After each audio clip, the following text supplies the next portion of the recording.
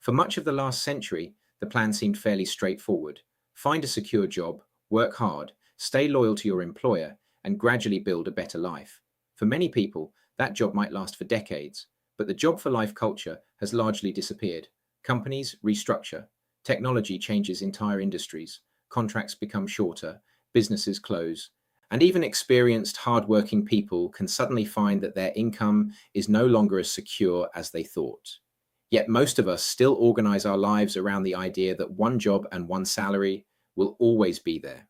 We use that one income to cover the mortgage or rent, household bills, family commitments, holidays, savings, and eventually retirement.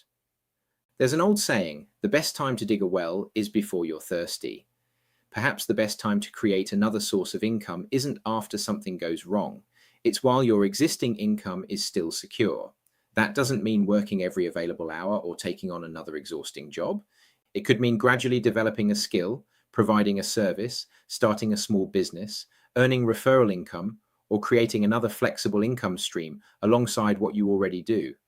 Not because your current job is necessarily about to disappear, but because having more than one way to earn could create greater resilience, confidence, and choice.